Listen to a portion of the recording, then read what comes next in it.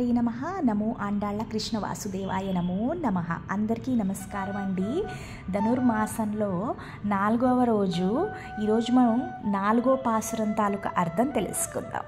ఈ 4వ పాసురంలో ఆండాళ్ళమ్మ శ్రీకృష్ణుల వారి 3 శక్తివంతమైన అస్త్రాల గురించి వర్ణిస్తారు. మొదటిది సుదర్శన చక్రము, రెండోది శంకు, తర్వాత కృష్ణులు ఉపయోగించే బాణాల గురించి. ఈ 3 అస్త్రాలని కూడా వర్షంతో పోలుస్తూ వివరిస్తారు.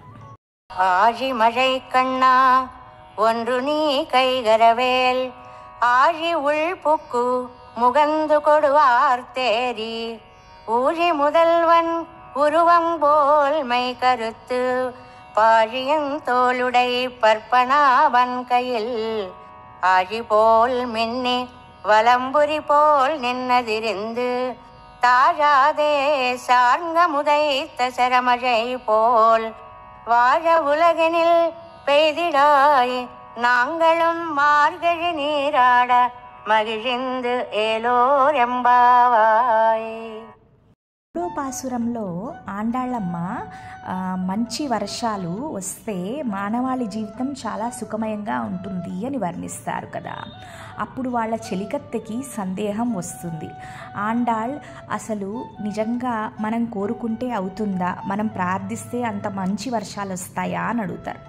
ఆండాళ్ళమ్మ కృష్ణ భక్తులు ఏ పని చేసినా ఏం కోరుకున్నా వేరే దేవతలు తప్పకుండా సహాయం చేస్తారు.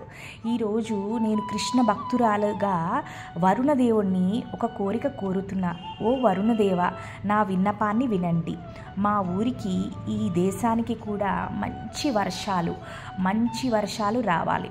ఈ వర్షాలు ఎలా ఉండాలి అంటే ఆ నీళ్లు కూడా చాలా స్వచ్ఛంగా ఉండాలి.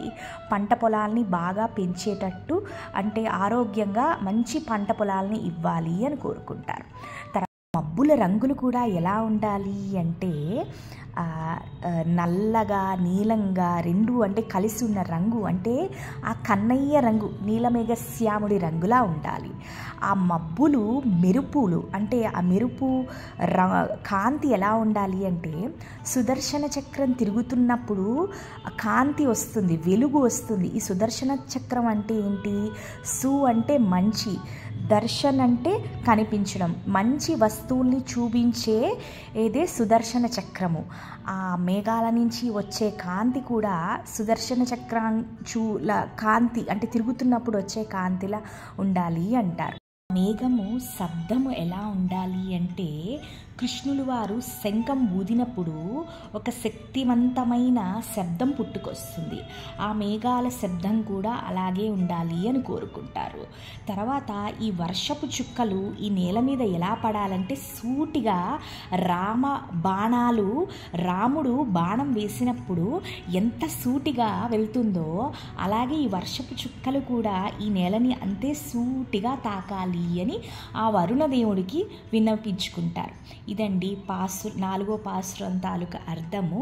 గోదాదేవి చక్కగా కృష్ణులు వారి బాణాల గురించి, ఆయన శంఖం గురించి, సుదర్శన చక్రం గురించి ఈ వర్షంతో చక్కగా పోలుస్తారు. శ్రీమాత్రే నమః. సర్వం శ్రీకృష్ణ అర్పణమస్తు.